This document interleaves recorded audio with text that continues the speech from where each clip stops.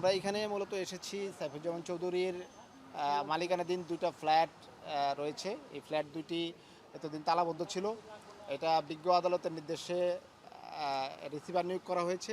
সেই রিসিভারের অংশ হিসেবে ফ্ল্যাট দুটিতে প্রবেশ এবং ফ্ল্যাট দুটি থেকে কী আছে না আছে সেটা আমরা আইডেন্টিফাই করে রিসিভার হিসেবে সম্পাদক ইউনিটকে আমরা বুঝিয়ে দেওয়ার জন্য এসেছি। মূলত আমরা বেশিরভাগ দামি যে জিনিসগুলো ছিল সেগুলোর খালি প্যাকেট পেয়েছি। যেমন রোলেক্স ঘড়ি আছে অনেকগুলা, প্রায় 7-8টা ঘড়ির দামি প্যাকেট আমরা পেয়েছি। ওয়ারেন্টি কার্ডও আমরা পেয়েছি, কিন্তু ঘড়িগুলো এখানে নাই।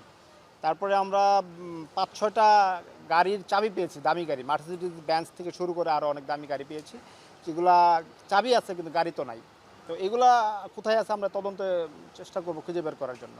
ওনার বিরুদ্ধে তদন্ত শুরু করার পর থেকে এ পর্যন্ত 30টি মামলা করেছি, যেখানে প্রায় 500 কোটি টাকার মতো ইনভলভ রয়েছে। এছাড়া আরও প্রায় 1,500 কোটি টাকার মতো অনুসন্ধান চলমান রয়েছে আমাদের।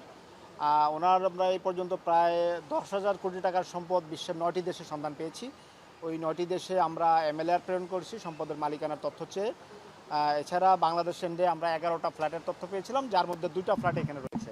এই 2টা ফ্ল্যাটের এক একটা ফ্ল্যাটের আয়তন 3,700 স্কোয়ার ফিট করে এবং এক একটার মূল্য হচ্ছে 9 কোটি করে, 2টা মিলে 18 কোটি টাকা মূল্য। বিদেশে আমরা প্রায় 10,000 কোটি টাকার মতো সম্পদের তথ্য পেয়েছি 9টা দেশে। সেগুলার আমরা যে তথ্য পেয়েছি সেটা যাচাই করার জন্য আমরা ওই সংশ্লিষ্ট দেশে বিএফআই এর মাধ্যমে তথ্য পাঠিয়েছি। তারা সেই তথ্য কনফার্ম করলে আমরা এমএলএ এর মাধ্যমে সেগুলার মালিকানা নিশ্চিত করে আমাদের চার্জশিটে অন্তর্ভুক্ত করব।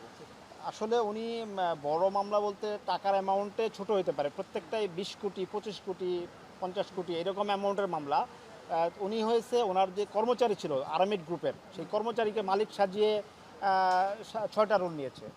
উনি আবার বিভিন্ন বড় বড় শিল্প গ্রুপ থেকে ঘুষ হিসেবে টাকা নিয়েছে, যেমন থার্মেস গ্রুপ থেকে 52 কোটি টাকা নিয়েছে, এইচএম শিপব্রেকিং থেকে 55 কোটি নিয়েছে। তো এইরকম বিভিন্ন বড় বড় শিল্প গ্রুপ থেকে উনি টাকা ঘুষ হিসেবে নিয়েছে এবং তার কর্মচারীদের মালিক সাজিয়ে ব্যাংক থেকে টাকা কেউ নিয়েছে।